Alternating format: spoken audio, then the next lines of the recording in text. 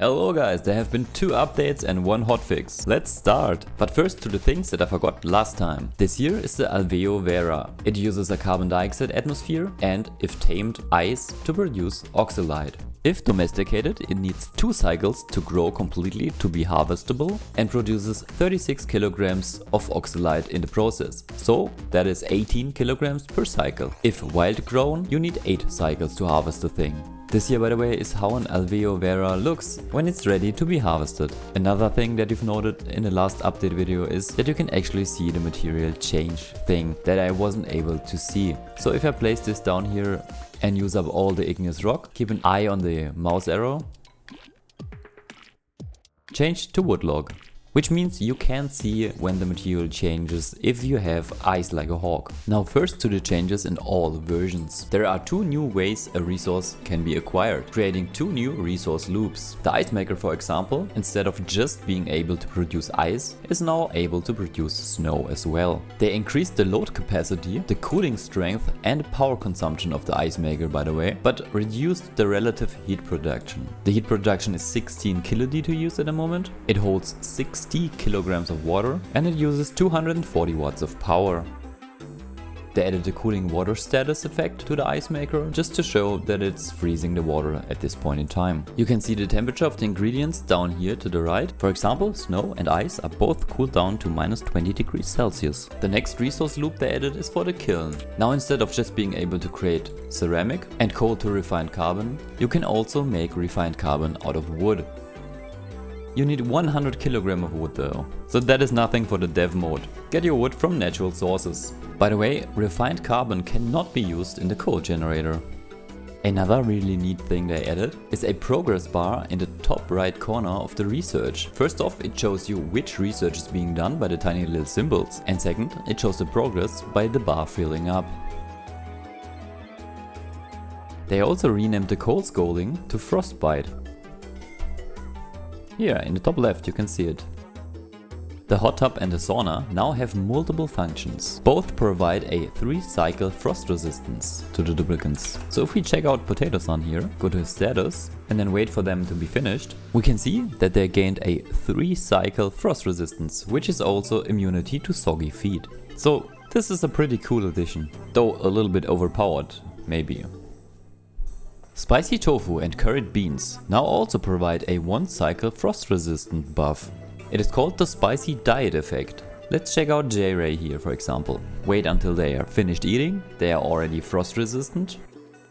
And now they also got the hot stuff bonus, giving athletics strength +3, sneeziness +1, stress +5 per cycle, but also the frost resistant spicy diet. Time remaining 1 cycle. This here has been from the curried beans. Now let's check out the spicy tofu.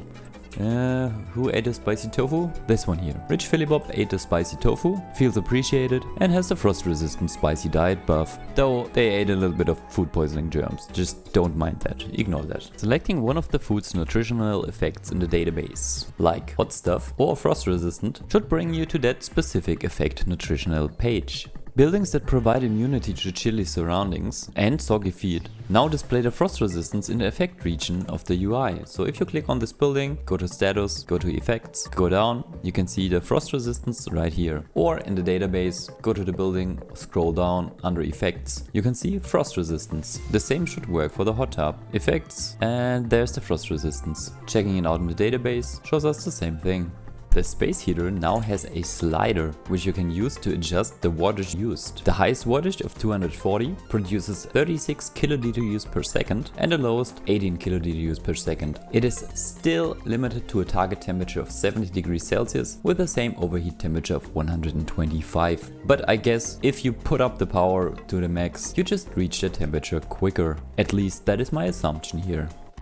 There's no such slider for the temperizer, though interesting enough it was for a short time, but it was considered a bug and they fixed it. The wood heater, previously only consisting out of 5 kg of metal ore, now uses 100 kg. The update notes state that this prevents the rapid runaway temperature increase. Another change that has been made is that newly constructed buildings now take on the temperature of the built material if those built materials are less than 45 degrees Celsius. This year is steel at minus 100 degrees Celsius and this year is steel at plus 100 degrees Celsius. So let's see how this ends up. The left building ended up being cold, around minus 60 degrees. It probably built at minus 100 and is now heating up quickly. And the right one started at 42 degrees Celsius. So you can still delete heat from these hot materials by building a building, deleting everything that is hotter than around 45 degrees Celsius. But now if you have built material that is less than 45 degrees Celsius, the building takes the temperature of the material used. Another change made to the dev mode specifically is that instant build mode now considers a material's temperature transitions when selecting its default temperature. For example, if you place down the ice block, it does not immediately melt, which is very helpful. Also, mercury buildings won't melt immediately. If we, for example, want to build this battery here out of mercury and place it down, it should be at minus 48 degrees Celsius and doesn't immediately melt. It only melts when you leave it in an environment that is too warm, like this one here. Meanwhile, let's check out the blueprints.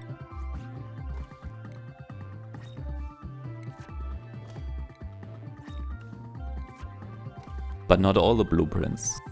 And now to the Frosty Planet Pack DLC exclusive stuff. In the supply closet under the blueprints, if you go to the gas range, they updated the background art for the gas range. I really like the Frosty Planet Pack blueprints for the gas range and for the electric grill, super nice. And now to the new update stuff. First off, we do have a new building under the oxygen tab. It is called the Oxalite Sconce. It is only one tile in size and the duplicants will deliver oxalite to it. It can hold a total of around 240 kilograms. The building can help you to bring oxygen in areas where you normally would have more problems getting the oxygen to, like this area down here. It can help even out the pressure in your bases.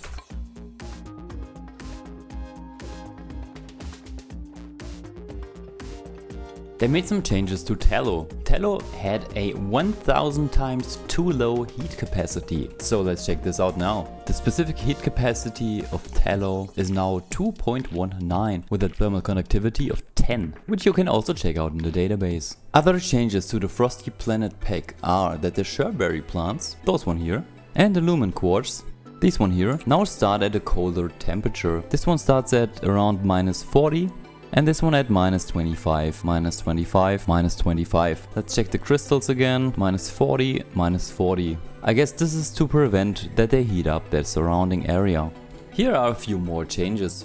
They removed the fried steak made from meat and tallow from the deep fryer. You can no longer make fried steak. Consuming shellfish now contributes to the carnivore achievement. Not only does consuming the fried fish, like the fish taco, shellfish or shellfish tempura, will contribute to the carnivore achievement, but also deep fried meat and pemmican. Though they did remove deep fried meat, so I'm not sure, so just pemmican.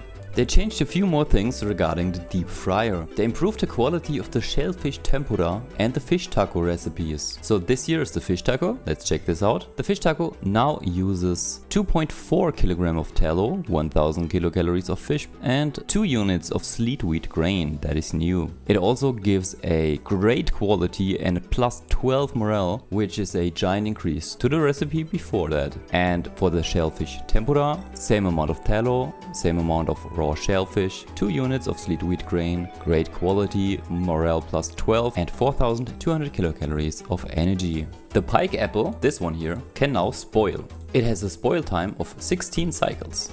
The behemoth will now eat more plume squash, either in its harvested form or in its raw plant form. So let's check this out. The behemoth eats now 44% per cycle of the whole plant, or around 1800 kilocalorie per cycle of the harvested plant, producing 30 kilogram of a behemoth patty. They also increased the size of the behemoth patty with this patch. They also reduced the amount of meat they drop slightly, down to 22,400.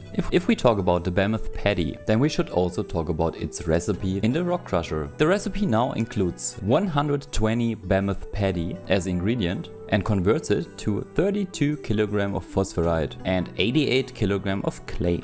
so you need 4 of those patties for that. Also, the Behemoth eggs, those here, now only appear later in the game as care packages, so you can't get them early on, at least not in the care packages. They increased the Phlox's wood and dirt production rate. Now it only eats 20% of growth per cycle of a pike apple bush instead of 40 and produces 5 kg per cycle of dirt. It also eats 160 kilocalories of the pike apple to produce the same amount of dirt. If you shear it, you will now get 360 kg of wood. They changed the art for the Phlox in the Critter Cargo Bay and the Critter Trap. The research portal can now be prioritized, though in this base I can only demolish it at this point in time. But the light from the research portal is now enough to fulfill room requirements. For example, the laboratory. The Lumen Quartz Chore is now a dig command, not an uproot command. There have been changes to the nighttime music. The nighttime music should no longer play forever when loading into a Ceres cluster during the night. Good that that isn't the case anymore. They changed the name pre-plastic to plastic monomer. The polymer press is using the plastic monomer at 833.3 grams per second. They also added an entry for the plastic monomer in the database. And the nectar that you see me use in this polymer press comes from this plant here. Though I fed a little bit in so we don't have to wait forever. This plant here was called the bonbon gourd, and now it's called the bonbon tree, because it closer resembles a tree than the gourd it grows from. Like this. You can also see that the tree has a pipe output. And now each of the branches tells you when it is harvest ready. They fill up according to their light levels. And supposedly the tree itself, could you not? And supposedly no! And the tree itself will tell you when the nectar is ready to be harvested, as you can see by the producing nectar 4%. More information about the bonbon tree. If you click on it and hover over producing nectar, you can see how much each branch grows at the moment and how much nectar you have been producing, 18% in this case. Apparently you can also manual harvest those trees. Let's go to enable auto harvest, make this a 9 and give Rich Philibop the ability to actually do that. Does this now work or does this need to be 100%? Probably 100%. See you later. Small information on what I've noticed so far. This plant can only produce nectar if it has at least one of these little branches here with a flower and gets enough light to be able to produce nectar. Which is why this tree is so plump. It is almost ready to be harvested. So let's get back our Rich Philibop. There they are. Throw them in and let's harvest this. Nice, but too quick. Okay, here we go again, but this time slower. We have Lamb here. Lamb is not able to do this task. Let's just give Lamb a single point in farming, which does not seem to be enough. Another point in crop tending. That does the trick.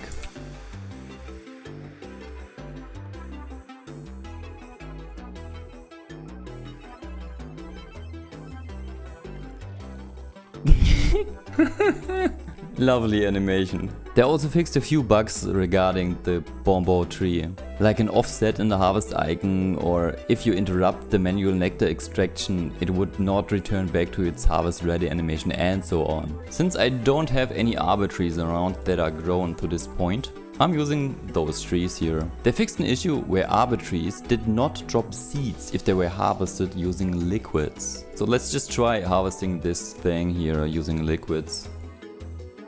There we go. Did it drop a seed though? It did.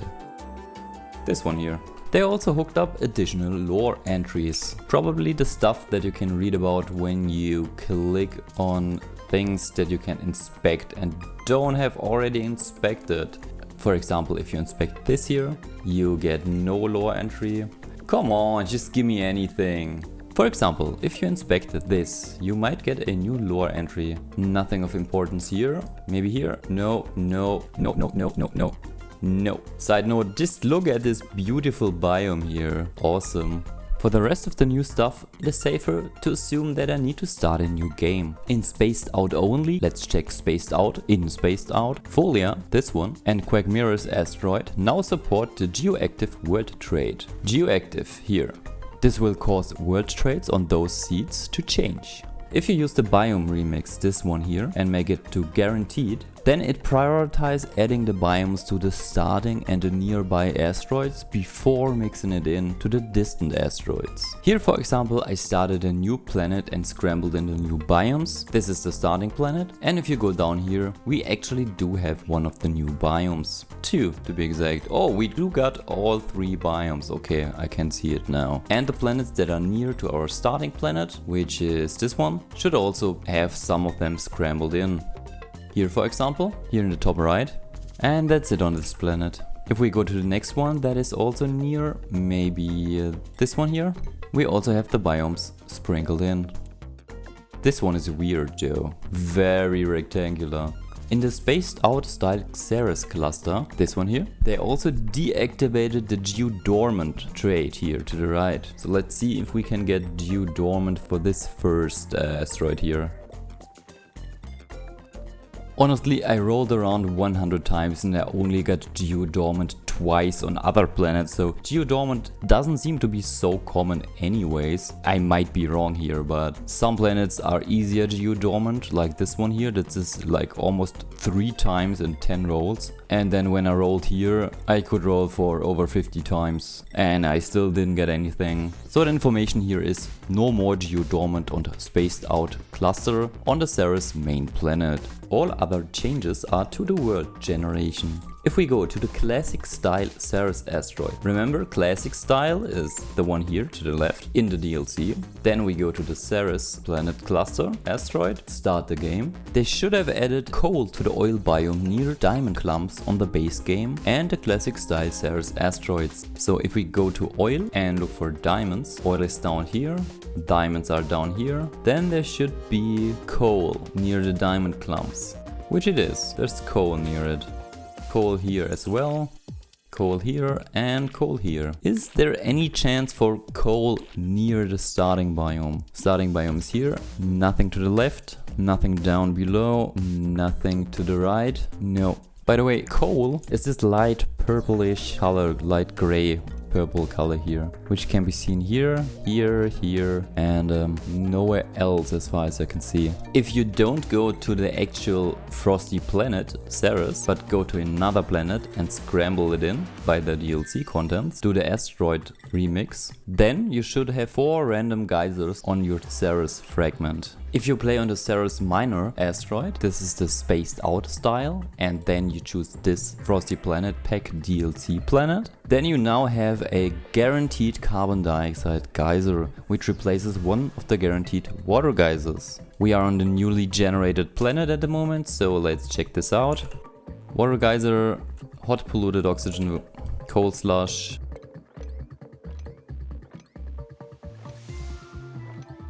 There we go, carbon dioxide geyser. On all of the new DLC Ceres clusters, no matter classic, spaced out, whatever, this one here, for example, you can now have frozen core or volcanoes as world traits. Volcanic activity or frozen core. That's it for the official update notes, but now a few more ideas that I got from you from the comment section. So let's grab one of the duplicants that can actually freeze. How does the vacuum affect a duplicant in terms of, could you not, Sandbox, please just... How does the vacuum affect the duplicant's felt temperature? So the duplicant is no longer frost resistant, as you can see here to the right. Just hungry, sore and holding the breath. Not cold, not warm, just neutral. Temperature also isn't changing. Another question was what happens to wood tiles at high temperatures? So let's check this out. This wood tile has a melting point of 600 degrees Celsius and the thermal conductivity is very bad, so it takes a long time for it to heat up. Could you stop dying? Give me a second.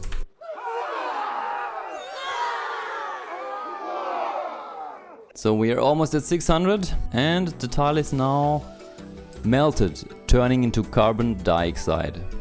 Which makes sense, but the fact that nothing burns in this game might be good for us. By the way, I also got told that wood tiles are totally overpowered, because if you click on them and check the database, it says that it has a plus 25% run speed effect, and the decor is good with plus 15 in a 3 tile radius, giving us a super high decor just by placing in the walls and the floors and the ceilings. So every duplicant that is sleeping there should have a very high morale bonus from decor, which is 0 for this duplicant for some reason. But if we check it here, last cycle's decor is nice, plus 6. And if we go to the skills, you can see last cycle's decor, nice, plus 6, plus 6, plus 3, plus 6. So you get very high values just from placing wood in the sleeping area of the duplicants. Another question was, how does the new light level affect the well lit bonus? This here is not lit at all, so no bonus here. If we click on this duplicant, lit workspace, and that at a light level of just 450. At a light level of 900 dim, our duplicant still has the lit workspace, 15% speed, same as the one here to the left, and in a very well lit place with over 2700 lux, the same bonus. So you just need any light source at all for the lit workspace bonus. We have a less friendly question here. Can all the new critter be drowned? Well, sorry guys, but that's a yes for the behemoth and a yes for the flox, but a no for the spigot seal. And that's it for all the new update stuff and for all of your questions. Now let's just click the rest of the blueprints to make you all happy and hopefully just give me something good. Come on.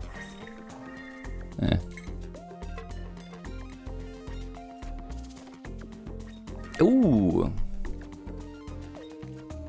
The thing is that I actually wanted to make a video about the new DLC stuff here, where you can see me start from cycle 1 and build up to, let's say, cycle 100, because I will probably not be able to make a full let's play out of this with the speed that you're used from me, so I might be able to get one episode out before the thing actually releases. So if you want to see that, just press the subscribe button and wait for my release. Love you guys, and Luma out.